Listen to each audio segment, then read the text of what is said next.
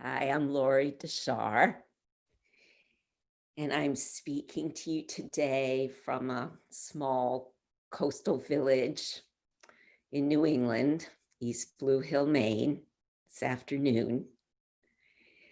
So wherever you are, and whatever time it is where you are, I welcome you to this virtual space, this virtual meeting. And I have to say, I wish I could see all your faces, but I feel all your energy out there. And I was really deeply touched by the enthusiastic response to this talk that we received, and it affirms for me the necessity, the importance for us as practitioners to include this level of healing in our practices at this time. So it's very affirming, and thank you.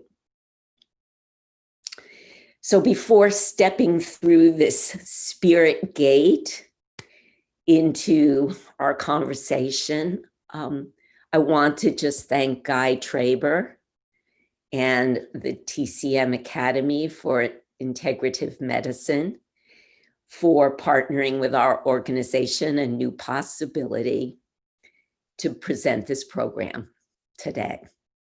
So thanks for everyone who made this possible, and thank you all for joining.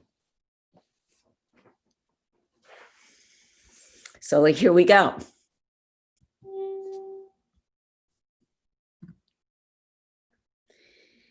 So I want to begin today with a quote from one of my really inspiring teachers right now, eco-philosopher, and what he calls himself an unpsychologist, a recovering psychologist, Bayo Akamalafi.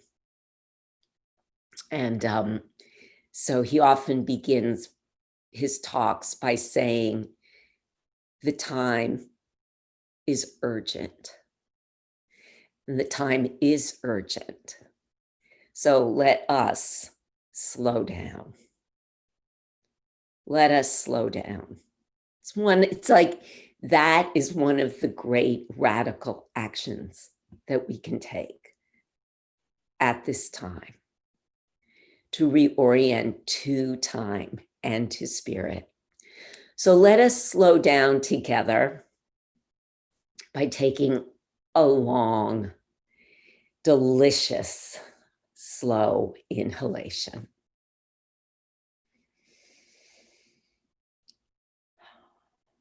And exhalation as we take in spirit and let it go. Maybe one more of those.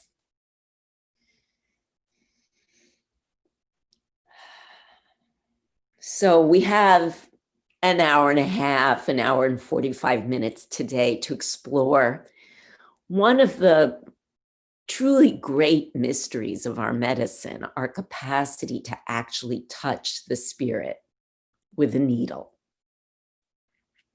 to touch this finest, most ephemeral aspect of the chi. So we have this time, and it's a lot of time, a little time. What we know is at the level of spirit, time is always now, and time is always infinite. So we have all the time we need. So in this spaciousness, I'd like you to take a moment to open up your memory and remember the first time, your first experience of an acupuncture point, of a needle that truly, truly touched you. That first moment when you felt the movement of the chi, when you felt something move inside of you, when you knew that this medicine had the capacity to change your whole orientation to reality, that it was somehow allowing you to know more about yourself, something different about the way you're interfacing with the world. So just take a moment and bring that back. The smells of it, the room, the practitioner. For me, and I write about this a bit in Five Spirits, my first book, Five Spirits. I was in my late 20s, it was quite a long time ago, and a good friend of mine at the time, Carol Ziegler, had just gotten back from England, and she was on fire about her learning with Dr. Worsley and 5-element acupuncture, and she was like, "You've got to try this. You've got to try this." And I said, "I don't need acupuncture. There's nothing wrong with me," despite the fact that I was having weekly headaches and anxiety, but there's nothing wrong with me. And I have no money anyway. So she said, "Well, we'll make a deal." I was working at the time, I had my own gardening business. And she said, "How about you do some gardening for me and you come in and I'll give you a treatment." So I was like, "Okay, I'll come in." And this was at the end of a decade of very engaged political activism, working for the environment, anti-nuclear work at the time. And I walked in there and I was truly in a state of frustration, disappointment that things weren't moving faster. And this was in the late 70s. And she said, and I remember Carol sitting across from me and saying, "You're very angry." And I was like, "I'm not angry. I'm not angry. Or I don't think I'm angry." But she was able to see something in me that I really wasn't aware of myself, the headaches, the frustration, the disappointment. And so basically she had me lie down on the table.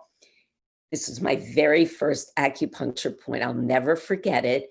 And she needled liver 3, supreme rushing. And with that needle, I felt everything in my body relax for the first time, really, in a number of years. I felt, of course, I didn't know it at the time, that what I was feeling was chi flow. What I was feeling was this liver chi that had become so constrained, beginning to have some spaciousness. And what I remember was that there were apple blossoms on a tree outside the window, and it was as if I suddenly could see them again. So that point opened up for me an entire new orientation, again, as I came to understand supreme rushing being that this energy of activism that had been in me for previous decade could continue to move, but move differently. And truthfully, that energy of activism is still in me and infusing all my work, but it has a very different quality. And understanding that free flow doesn't mean stopping, but it also doesn't mean banging your head against walls. That was my first point. It was my first spirit point. Spoiler alert, soon after that, I was no longer diagnosed as a wood causative factor for you 5-element geeks out there. I'm not going to say what I was diagnosed as, but the fact that she began in wood, that she began with the liver, changed my life. That's what I'm talking about. That kind of needling. How do we do that? And I mean, at least how do we even begin that we can do that kind of needling? So these points, the point that you remembered when you thought back to that first moment, when you felt the chi move, when you felt something shift, something palpable, you might even say magical, if we could use that word. These points that call back the spirit to your heart, that open your eyes as mine open to the apple blossoms, that bring in some unexpected new possibility that change can happen not through banging my head literally till the point of headaches on a wall, but by flowing around obstacles, by learning a different way of moving in my life that bring us back to our own true nature. These points we call spirit points, but I've also come to think of as Kigo. And again, that Kigo is the name that I gave to my book, my recent book that was published by Singing Dragon in September on the spirit points. So Kigo for me, it came together for me. I was actually out running and suddenly I thought of Kigo, which means season word in Japanese, season word. A Kigo is considered the window to the haiku. Haiku, the famous classic Japanese three-line poem, one of the great achievements of Japanese literature. The Kigo is the word that takes us beyond the black and white text into the sensuous, living world of the poem. It opens up the soul of the poem, and it came to me that that's very similar to how a spirit point opens up. So it opens us beyond the point as a location on the body or on a meridian or with a number. It opens us to the spirit point as a gateway to the soul. And this is a little quote from the book, from Kigo. What I say there is that through the deft weaving of Kigo words, the great Japanese haiku poets astonish us into remembering the Japanese word mano no aware, which basically means the honest of things. So the spirit point, I feel that our use of these spirit points and their potential is to open us again to the honest of our humanity.